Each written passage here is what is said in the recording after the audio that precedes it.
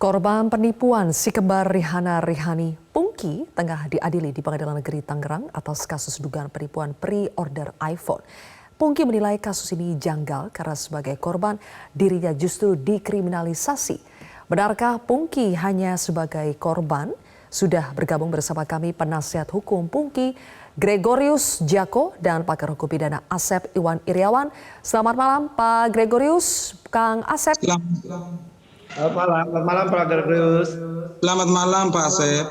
Baik, Pak Gregorius, klien Anda Pungki dilaporkan reseller lain ya tanggal 3 September tahun lalu. Kini Pungki sudah jadi terdakwa, padahal Pungki duluan mengaku sebagai korban dan melaporkan Rihana Rihani tanggal 10 Juni tahun lalu. Apa waktu itu alasan penyidik menetapkan Pungki sebagai tersangka?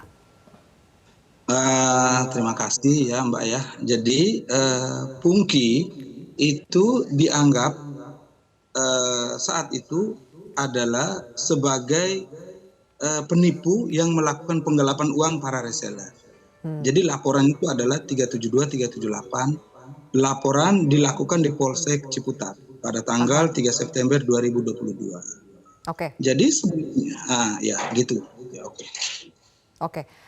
Berarti polisi menilai bahwa Pungki ini bukan sebagai korban tapi justru pelaku ya? Pak Gregorius, saya ingin memutarkan, ini ada pernyataan dari Dirkrimum Polda Metro Jaya, Kombes Pol Hengki Haryadi, terkait keterlibatan Pungki dalam kasus ini. Kita simak bersama.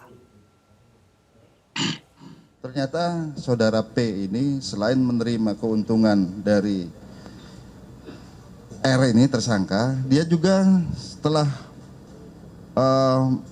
memberikan pada reseller berikutnya, dia mengambil keuntungan sendiri juga, jadi double, dari sini ngambil, dari sini ngambil. Paham ya kira-kira ya? Jadi dia ngambil keuntungan sendiri juga, ini hasil pemeriksaan sementara. Dan mens reanya ada, niat jahatnya itu. Mens rea ada, niat jahat ada, tidak hanya dapat untung dari si kembar, tapi juga ambil untung lagi dari reseller lain. Pembelaan Anda apa Pak Gregorius? Nah, jadi gini, ini bisnis ya. Ini bisnis jual beli handphone. Semua orang berbisnis pasti mencari keuntungan. Pasti mencari keuntungan, mencari margin keuntungan yang tinggi. Itu hal yang lumrah dalam bisnis. Jadi dia mencari reseller lalu kemudian menawarkan dengan harga yang murah ya, karena memang dari atas menawarkan dengan harga juga yang murah. Jadi supaya mendapatkan keuntungan itu hal yang biasa saja. Jadi orang bisnis mencari keuntungan itu bukan sesuatu yang kemudian disalahkan. Tidak bisa. Itu hal yang umum saja orang berbisnis mencari keuntungan. Jadi kalau dibilang bahwa ini ada nggak mens reanya, mens rea untuk menipu tidak ada.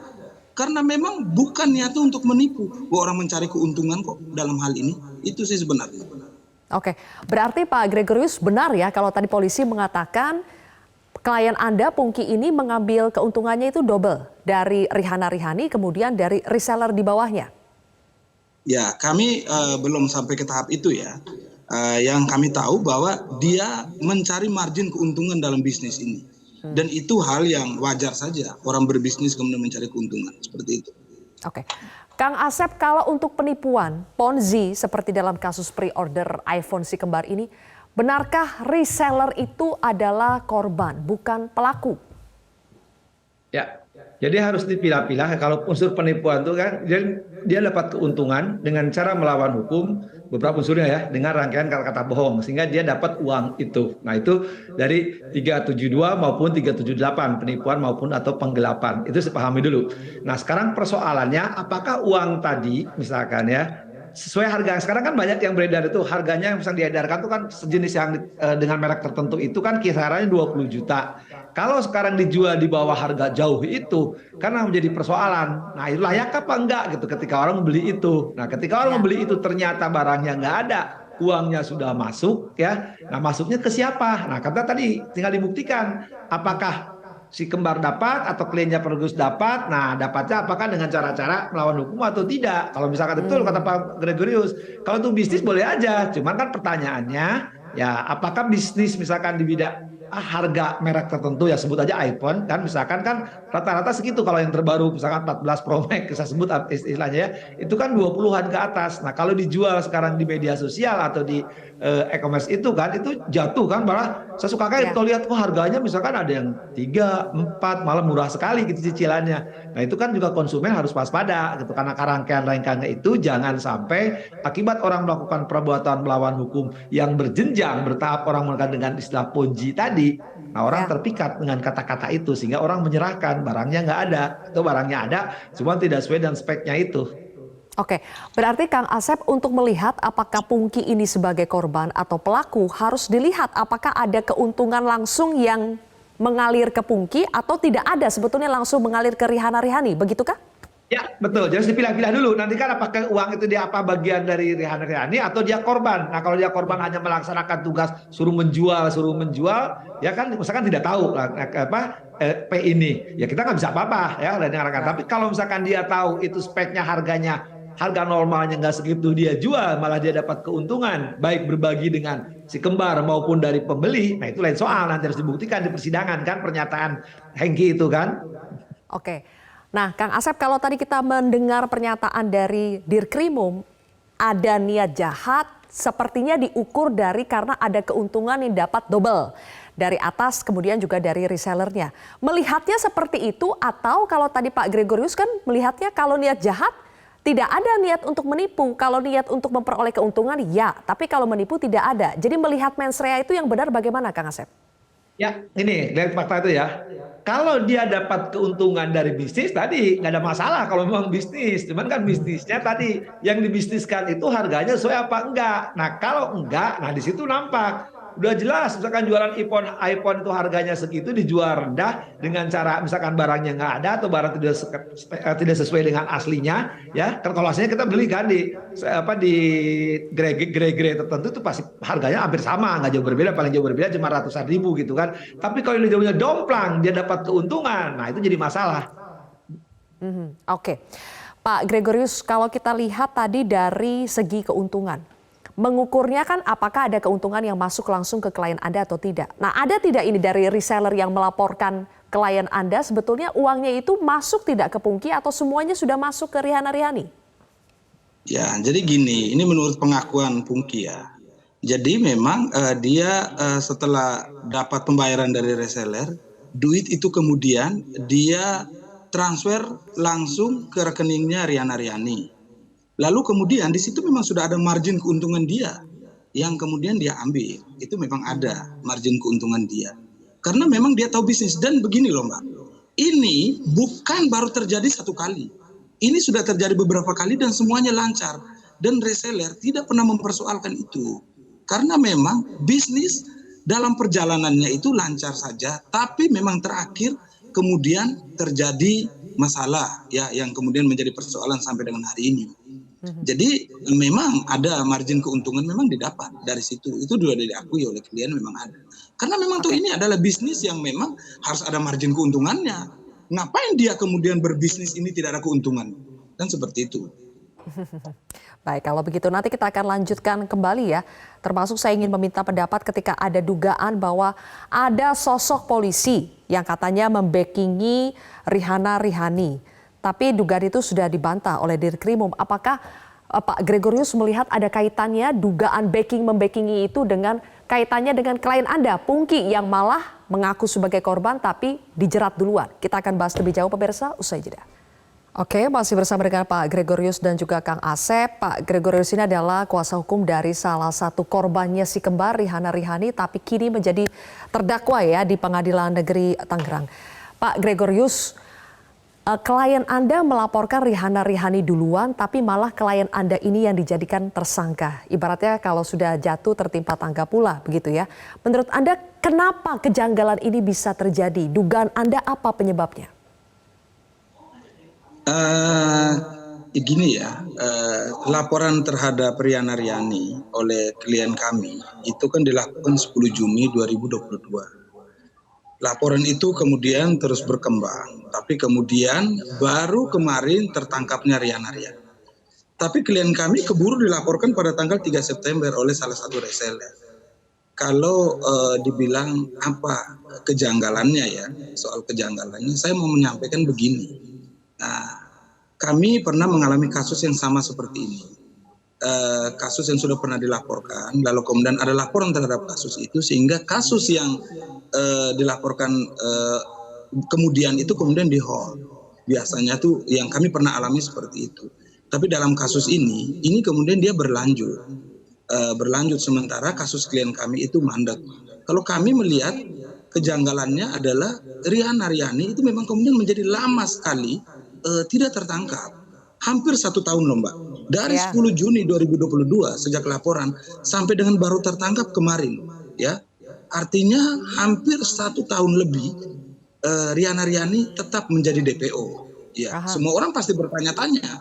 Sementara kepolisian memiliki seluruh alat, seluruh kemampuan untuk bisa menangkap Riana Riani. Apalagi kemudian tertangkapnya itu terjadinya justru di wilayah hukum Polda Metro Jaya, yaitu di BSD.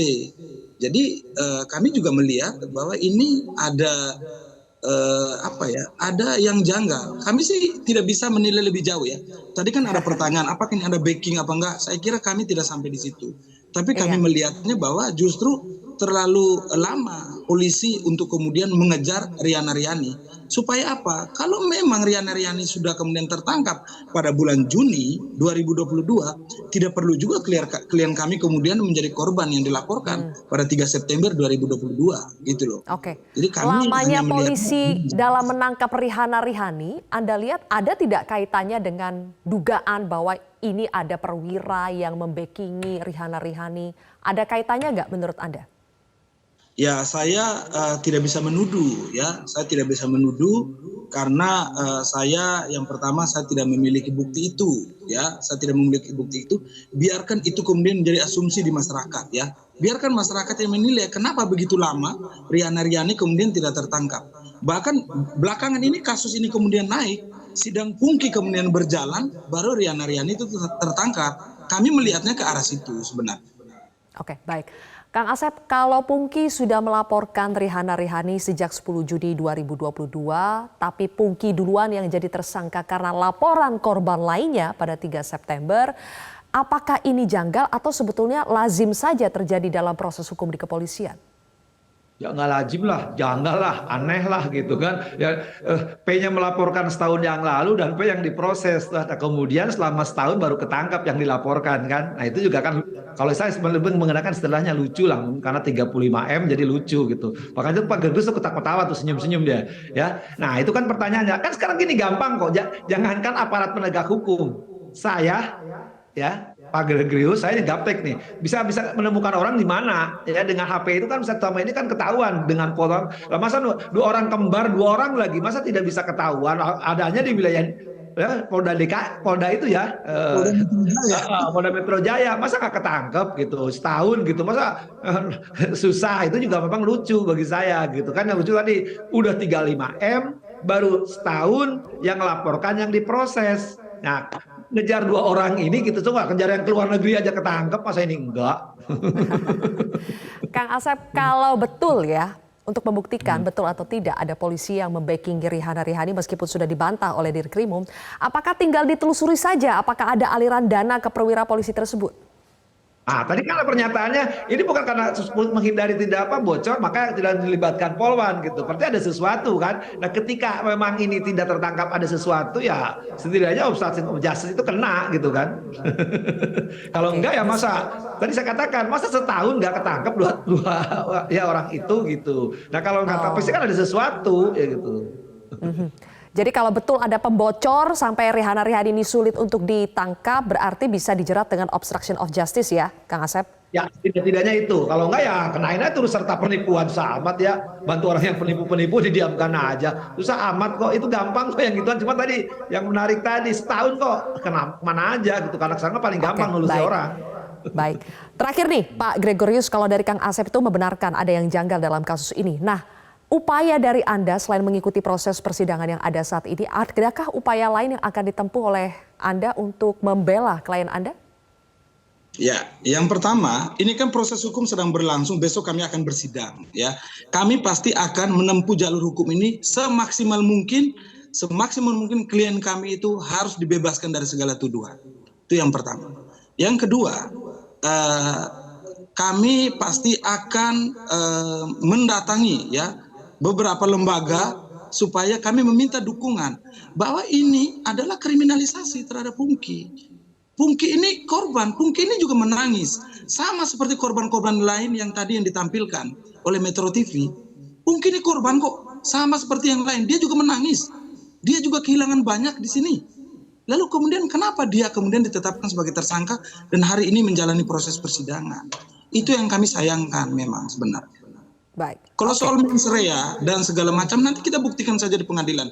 Tapi kami yakin sekali tidak ada niat sedikit pun Pungki untuk melakukan penipuan karena ini adalah bisnis. Bagaimana orang boleh dalam berbisnis mencari keuntungan?